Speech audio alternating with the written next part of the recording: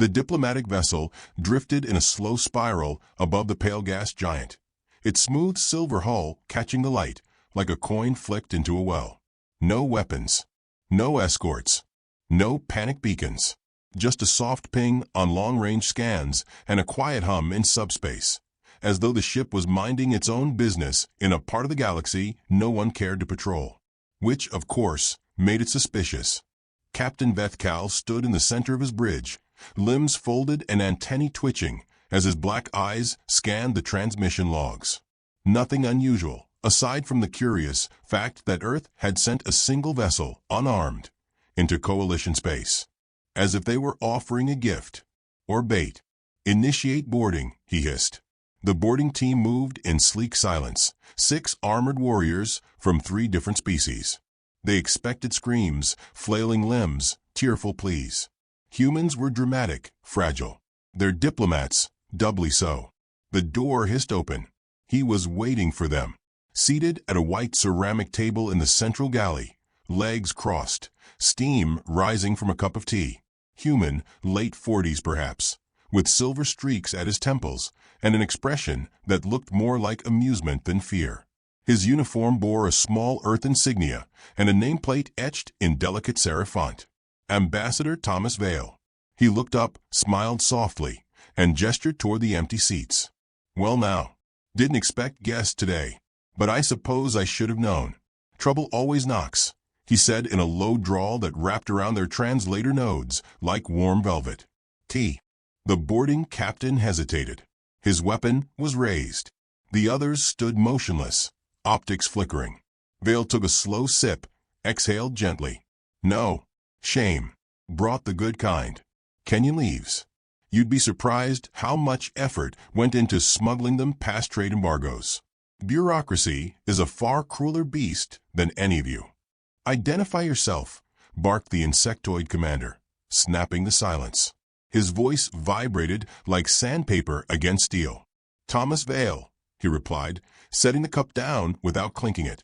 "Diplomatic representative of Earth's Terran Accord.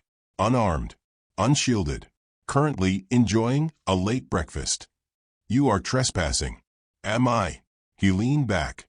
"Well, see, I was told this was neutral space. Awful thing about frontiers, lines tend to blur."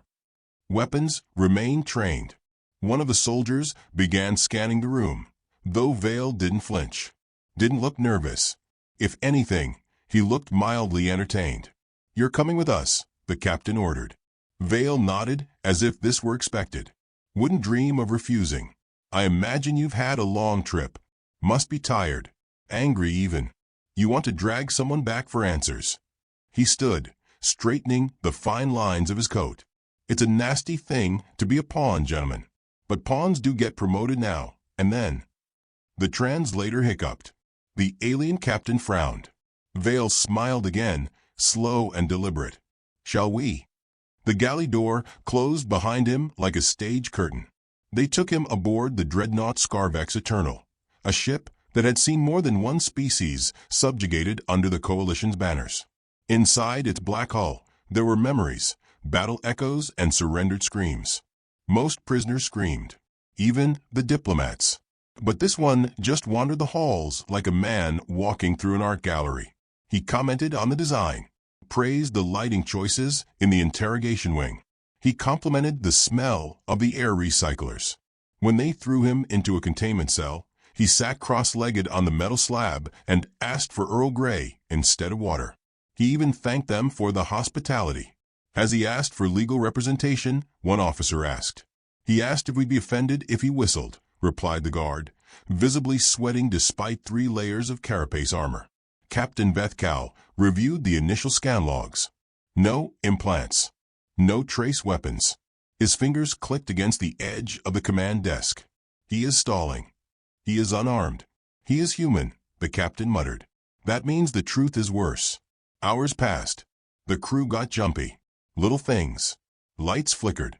Door locks blinked yellow when they should have been green. Internal diagnostics found nothing, except for a missing technician last seen near the ambassador's holding cell. No alerts. No screams. Just gone. "Check the feeds," the captain ordered. They did, and found only silence. Vale in his cell, smiling, humming, folding an origami crane from the corner of his cot's blanket. Calm. "You've got a beautiful ship," he said when the intercom crackled. "Not often someone paints the interior." "Stop speaking." "You know," Vale went on, "we have this phrase back home. Butter wouldn't melt in his mouth. Means someone's real polite. Almost too polite. But what it really means is dangerous." The feed cut. The captain leaned forward. "What is this?" "Sir, he's bypassing the system without touching it." "Nonsense. That is not." The floor lights dimmed. Doors opened on deck 7. 2 guards didn't report in. Vale was still in his cell. Still humming. Still smiling. The captain summoned an emergency strike team and personally marched to the cell. Inside, he found the human reclining with a cup of tea, actual tea, held between his fingers. The replicator had been disabled for 6 hours. "Good evening," Vale said, as if they'd met at a cocktail reception.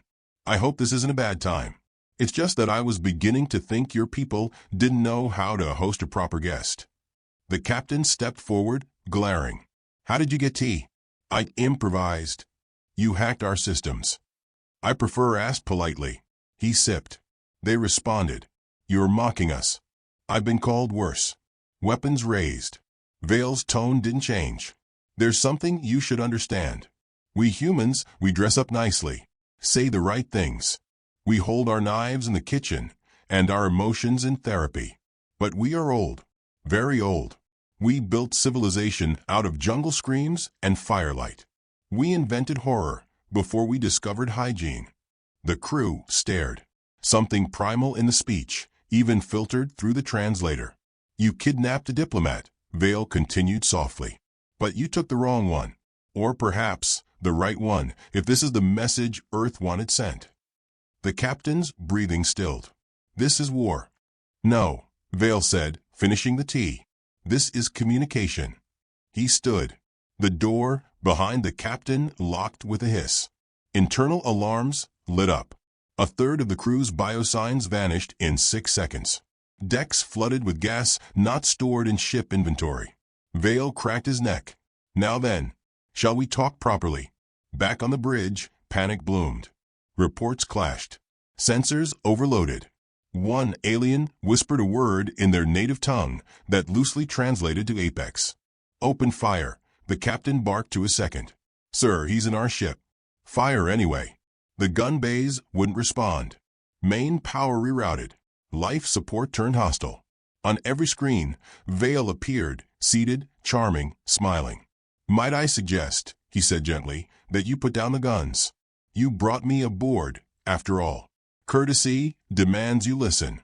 "You're bluffing," the second-in-command muttered. Vale blinked, then gave a slow nod. "You're right. I'm bluffing." Hope flickered. "After all," he said, tilting his head, "I don't need to threaten you. I already won." He raised a hand in the footage. In the real world, lights shattered.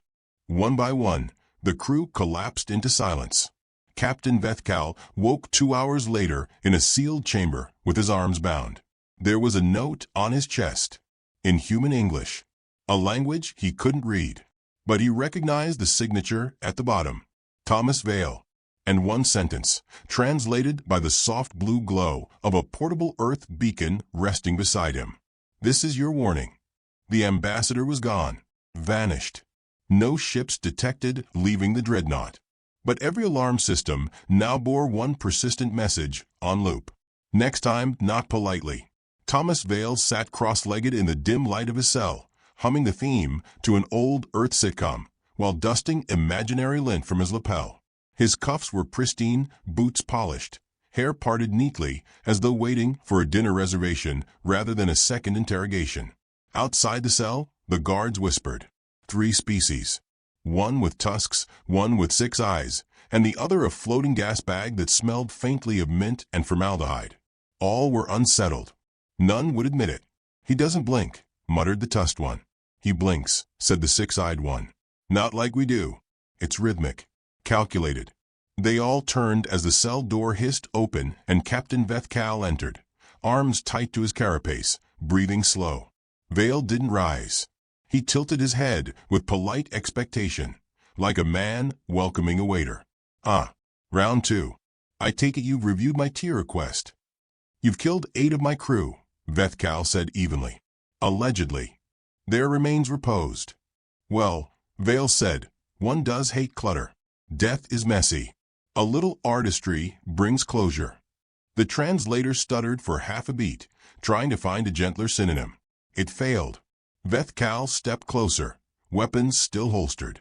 Who are you really? I told you. Earth has no record of you. That's disappointing, Vale replied. You'd think they'd want to keep track of their more persuasive diplomats. Persuasive doesn't explain the corpses. Vale smiled gently, like a parent correcting a child. Captain, you misunderstand diplomacy. It's not about handshakes and treaties. It's about leverage. And sometimes the leverage bleeds.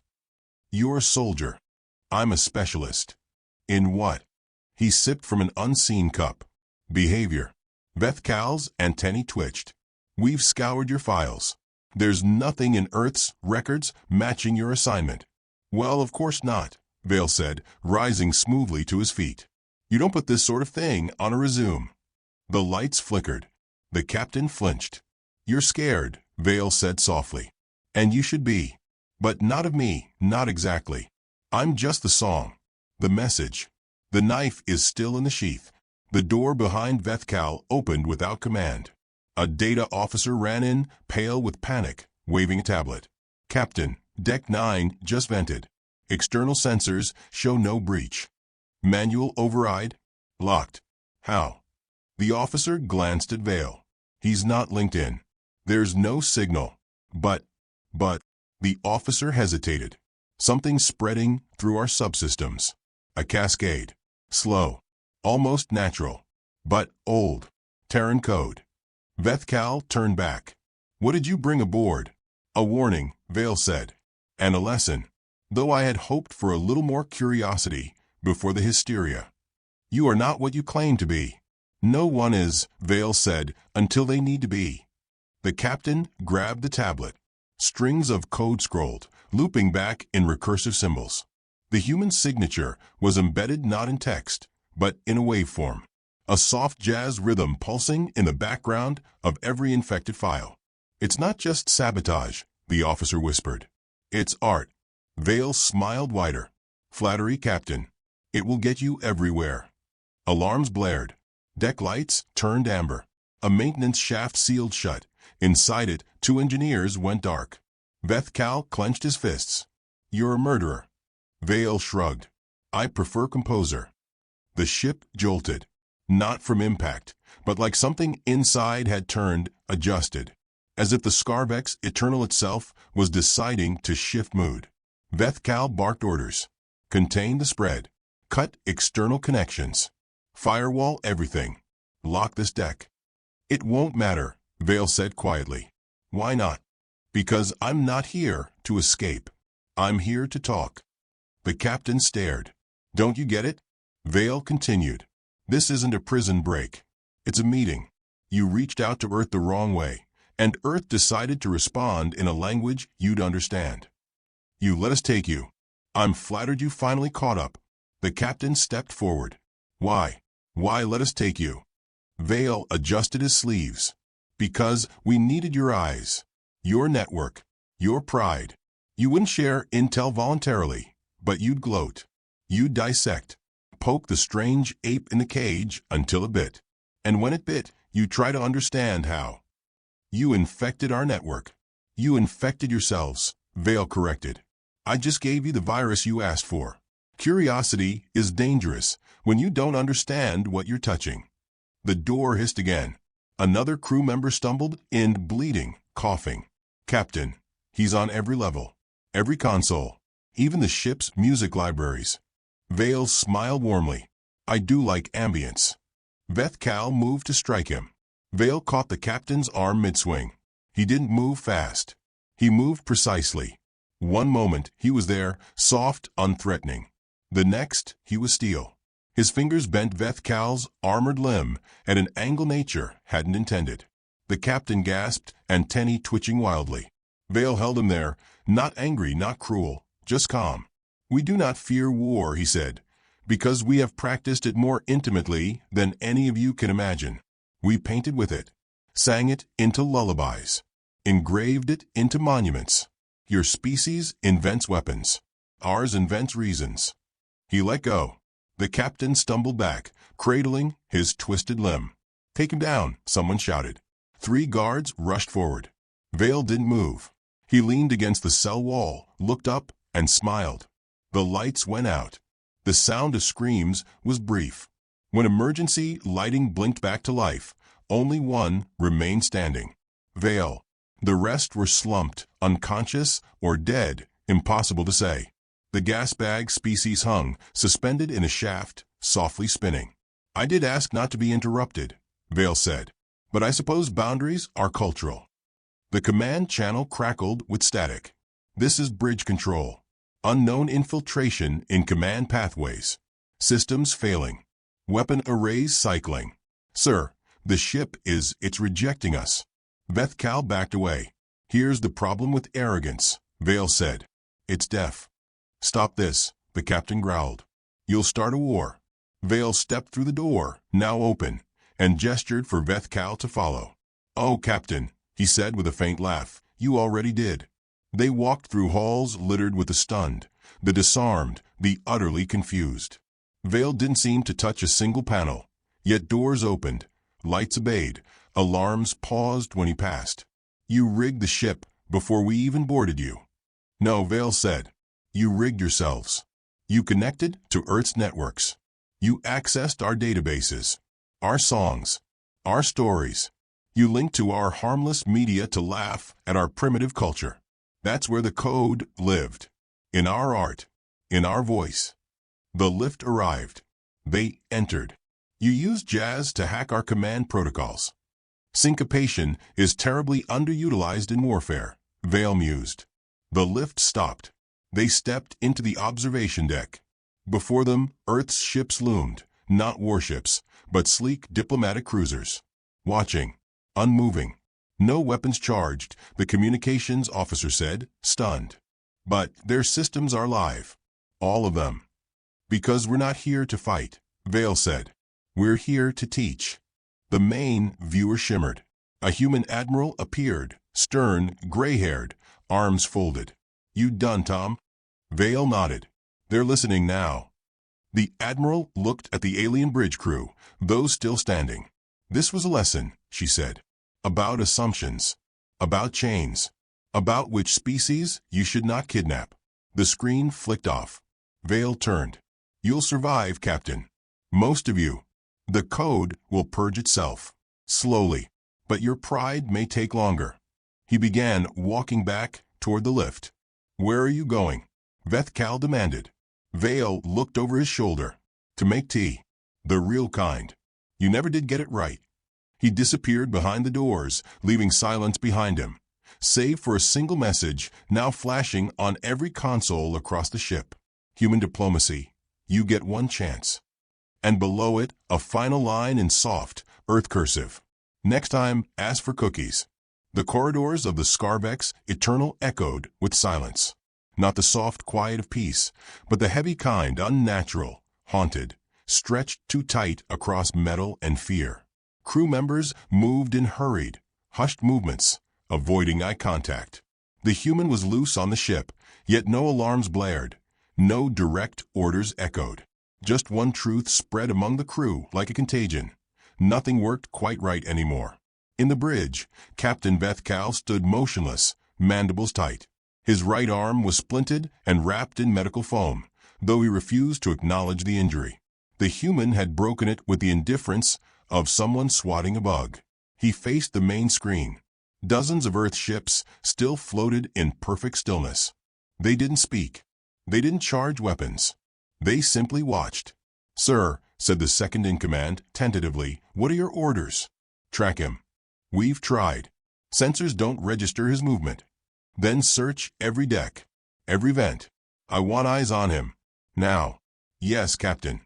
The officer left, but Vethkal didn't turn. His eyes remained fixed on the screen, where the ships hung like sharks in orbit, waiting for blood in the water. Thomas Vale sat cross-legged on a crate in engineering, reading a dog-eared paperback book. He turned the pages with precise rhythm, humming low, soft jazz barely audible beneath the hum of coolant pipes. Around him lay 3 unconscious crew members, arranged in a triangle, heads gently resting on neatly folded jackets. He glanced up as the door hissed open. A low-level engineer stood there, trembling, armed with a stun baton that quivered in his grip. Vale gave him a slow, measured smile. "You look like a man trying to hold a snake by the tail. Don't move." "I could have left," Vale said, closing the book with a soft thump. 38 minutes ago, actually. But I stayed. Because you fascinate me." The engineer swallowed. Why us?" Vale tilted his head. "Do you believe in metaphors?" "I don't." "We are a planet of metaphors," Vale said, rising. "We wrapped entire centuries in poetry and sarcasm. We laugh when we bleed. We say things like, 'That's just the tip of the iceberg.' Do you know what that means?" The baton sparked. "Don't get closer." "It means what you see is never all there is," Vale said. "And you, my frightened friend, have only seen the smile, not the teeth behind it." He stepped forward. The baton flew from the alien's hand before he realized Vale had moved. The human caught it mid-air, inspected it, and handed it back. "Good grip," he said, "but terrible posture." The engineer fled. Vale didn't chase. He sat back down, opened the book again, and resumed humming. In the command archives, Vethkal paced. The intel officer, Saren, a cautious reptilian species known for paranoia, typed furiously at a cracked console. "We've traced the infiltration vector," Saren said. "Not from the Diplomat's files. From the ship itself. From his music." Music. Yes. The jazz rhythm embedded subharmonically into our media scan files. It wasn't just culture. It was code. "Explain." "He doesn't use brute force. He suggests subtlety, psychological manipulation. The virus rewrote our defensive permissions by mimicking our own logic loops. It made us blind to him." "Has this been done before?" Saren hesitated. "Well, there are stories from other species about humans who smiled before ending wars, who poisoned entire AIs using emotional triggers. They call them soothers or shadow ambassadors. Legends mostly, not legends anymore." "No, Captain." Vethkal's breathing slowed. "This man is not a diplomat." "No, sir. He's a weapon." Crew began finding strange things. Fresh tea steeping in unattended kitchens. Personal logs rearranged to spell old Terran proverbs. One officer opened their locker and found every piece of their armor polished and stacked, with a note. "First impressions matter." Panic morphed into superstition. Some began calling him the Gentle Death. Others locked their doors and refused shifts. The second-in-command argued for releasing the human, pushing him out an airlock, if needed. But Vale had already reprogrammed the external bays. Any attempt to launch a pod would result in looping elevator music and a polite auto message. Patience is a virtue. Vale sat at the ship's observation window, legs crossed, sipping tea. The gas giant spun beneath, a massive swirl of gold and violet. He looked serene, like a monk. Vethkal entered, flanked by guards who looked more nervous than ready. Vale didn't turn. "You've seen enough now to understand the game." "What do you want?" the captain asked. "To talk." "Then talk." "I want to know," Vale said softly, "how many species the coalition has broken." "That is irrelevant." "No," Vale replied. "It's why I'm here." He turned, eyes calm and clear. "You're an empire in denial. You rewrite truth with press releases.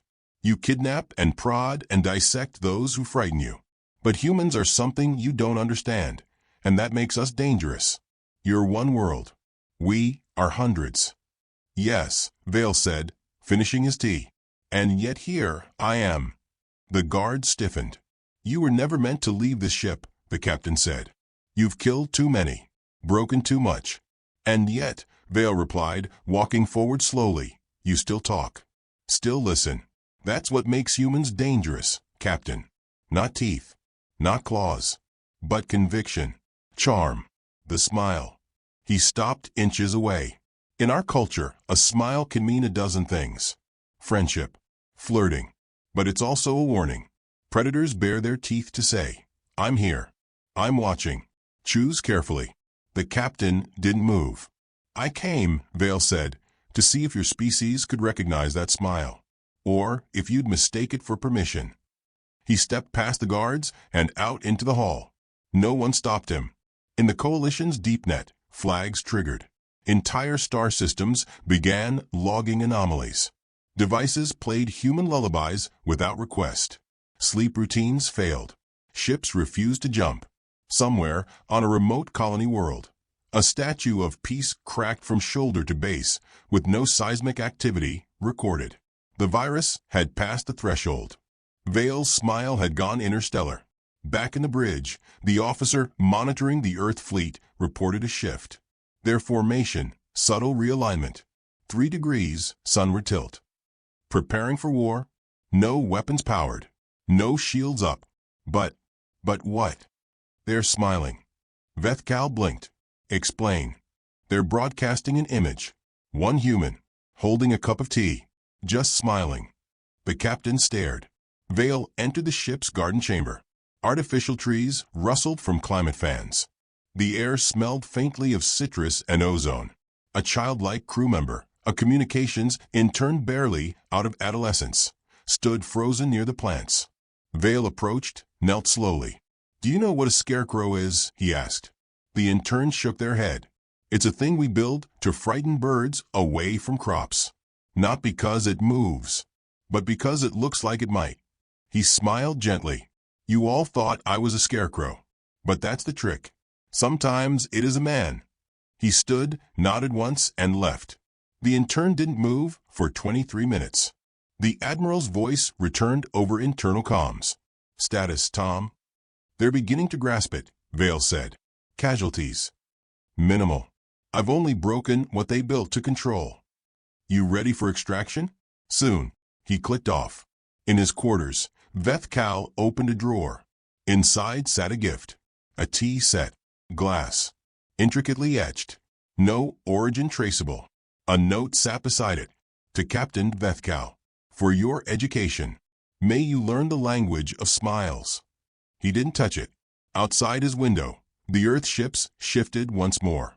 Now they faced the Scarbeck's Eternal directly. Waiting.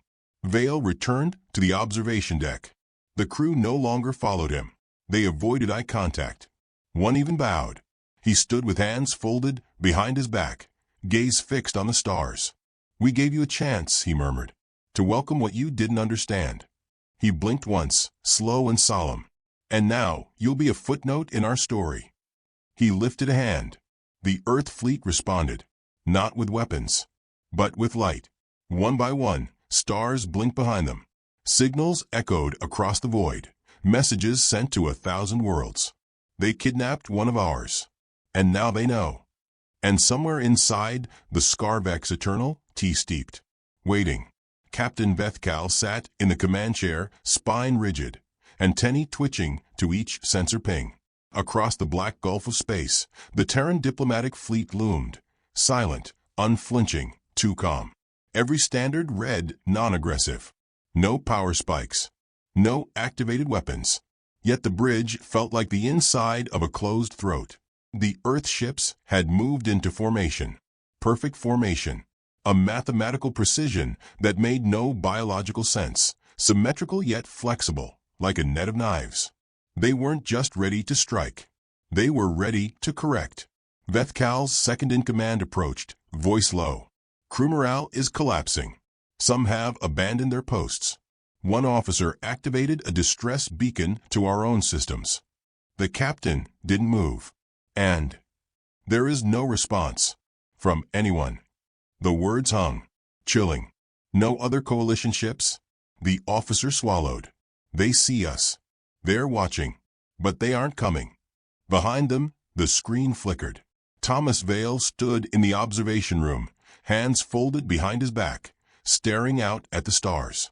He wore the same uniform, the same calm, unreadable expression, as if nothing had happened, as if everything had. The Admiral's voice came through open comms. "We've waited long enough." Vale tilted his head. "Just a moment more." His voice didn't carry through mechanical means. It simply was. Inside the bridge. In their ears. Calm, southern, precise. "You asked what Earth wanted," Vale said. "And you assumed it was tribute. Fear. Some demonstration of superiority." He turned slowly, and the faintest smile touched his lips. "But all we wanted," he said, "was understanding. The kind that only comes after you've been properly frightened." The screen went black. And then the ship began to shake. It wasn't weapons fire. No exterior contact. It was internal systems turning against each other in a soft civil war. Coolant redirected to unused sectors. Emergency lighting activated in areas with no crew. The artificial gravity grew heavier by 1 degree every 2 seconds. Reports came in fragmented. Deck 7's oxygen levels dropped, then restored with mint-flavored atmosphere. A food dispenser on Deck 2 produced a single Earth item over and over, apple pie. 1,000 slices and counting. The ship had stopped obeying. Captain Bethcal stood. "Enough of this." He opened the emergency channel to Vale. "I want to speak with your superiors." Vale appeared on screen instantly, seated with one leg crossed over the other. He looked bored. "That would require you to be worthy of their time," he said. "Your war games have proven your point. But if this continues, you'll what?" Vale asked gently. "Retaliate? Collapse a planet? Break a treaty?" He reached forward and adjusted something out of frame. The starboard viewport of the Scarvex Eternal dimmed. And there, hovering silently, was a new ship. Smaller. Sleeker. It bore no weapons. No registration. It shimmered like a mirage. Bethcal's tactical officer let out a broken breath. "We didn't detect it until now. It's inside our perimeter. It was always there." Vale nodded. "That one isn't diplomatic." "What is it?" "Observation, insurance, and delivery." Inside the bridge, a quiet tone pinged. A message. A simple file name. Funeral_March_Humankind version 6.wave. The music started low. A slow, deliberate piano. Sad, stately. The kind of tune played when something inevitable begins. Vale spoke again, tone dropping like a blade. "You kidnapped Earth's representative. You dissected our culture. You poked and prodded and laughed at the smiling ape." He leaned closer.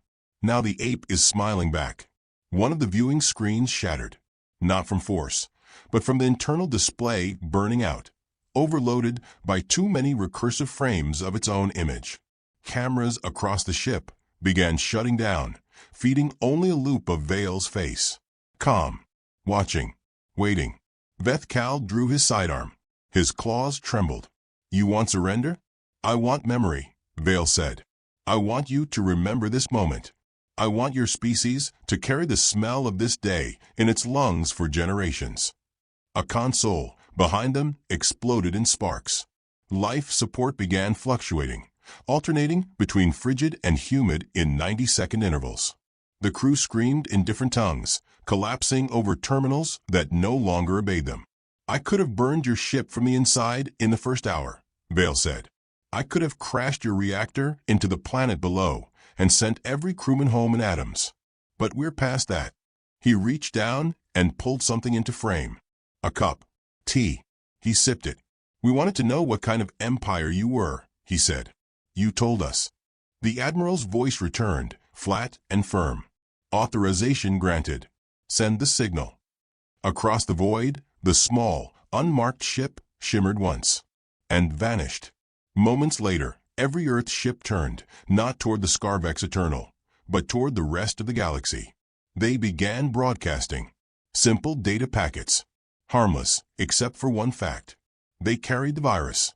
Every listening ship, every orbital array, every comms relay tuned to coalition frequencies received it. Curious admirals would open it, and Earth's message would smile back. Inside the Scarvex Eternal, the ship's name changed on every screen. It now read, "Property of the Terran Accord." The logo shimmered in place. Vale stood.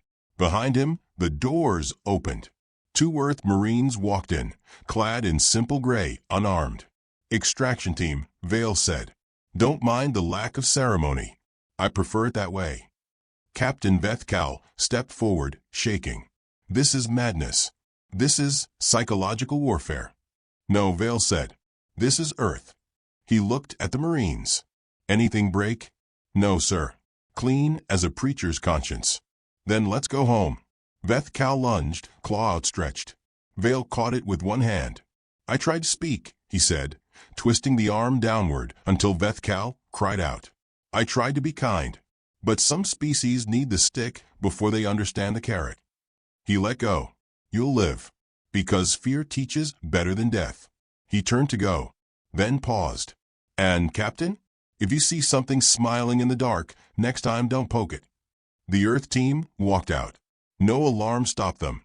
No weapons fired. The ship let them leave. They stepped aboard a silent skiff. It drifted from the hull. Behind them, the Scarvex Eternal floated, dead silent, lights dimmed, crew frozen in awe and horror. Aboard the Earth cruiser, Vale was greeted by the Admiral herself.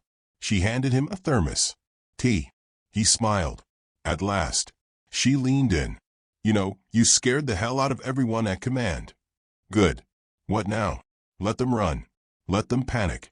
Let them whisper." He looked out the viewport as stars blurred into motion. "They'll think twice next time they see a smiling human." Behind them, the Scarvex Eternal rotated slowly in the void. Its new broadcast repeated across 100 worlds. "Earth thanks you for your hospitality.